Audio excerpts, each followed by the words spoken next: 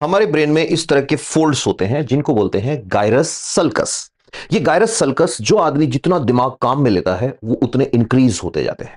Neuroplasticity नाम का एक टर्म है जिसका मतलब है कि जिस आदमी ने किसी भी एज में नए नए सब्जेक्ट्स को चीजों को इंटर रिलेट करना शुरू कर दिया, ऐसा माना जाता है उसके ब्रेन की वायरिंग जो है वो रीप्रोग्राम होना स्टार्ट हो जाती है। फॉर एग्जाम्पल, एक डॉक्टर इंजीनियरिंग की बुक्स पढ़ने लग जाए, एक इंजीनियर डॉक्टर्स की बुक पढ़ने लग जाए, एक आदमी ह्यूमैनिटीज न्यूज़पेपर हर चीज को अच्छे से पढ़ने लग जाए, तो उसके गायरस सल्कस नाम के जो फोल्ड्स होते हैं ये और इंक्रीज हो जाते हैं। और ये जितने इंक्रीज होते जाते हैं उतना ही सोचने समझने की कैपेसिटी बढ़ती जाती है। इसके उल्टा, अगर आदमी ऐसी चीजों में दिमाग लगा रहा है जिसमें दिमाग लगाना ही नहीं पड़ रहा, जिस पे हमने पूरा एपिसोड किया था, पैसिव लर्नर बन रहा है, मतलब ऐसी चीज देख रहा है जिसमें दिमाग पे कुछ असर ही नहीं हो रहा, कोई इंटेलेक्ट नहीं है, कोई लेवल नहीं है कंटेंट का उसके अंदर लगा हुआ है आदमी, तो ये फोल्ड वीक होने लग जाते हैं। इसीलिए कुछ लोग जो स्कूल टाइम में, कॉलेज टाइम में बड़े हाई लेवल के इंटेलेक्ट थे, बहुत अच्छा कंसंट्रेशन हुआ करता था, जब से कोविड आया है बोलते हैं हमारी मेमोरी कम हो गई है, हमारा फोकस कम हो गया है।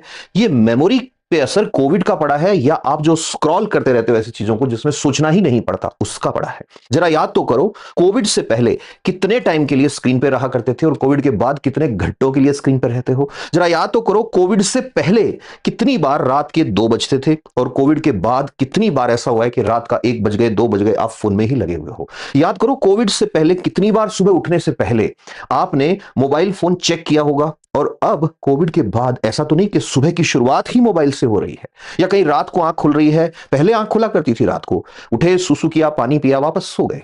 अब कहीं ऐसा तो नहीं कि रात को आंख खुली 1 सेकंड के लिए और मोबाइल हाथ में आया और शुरू हो गए। खैर,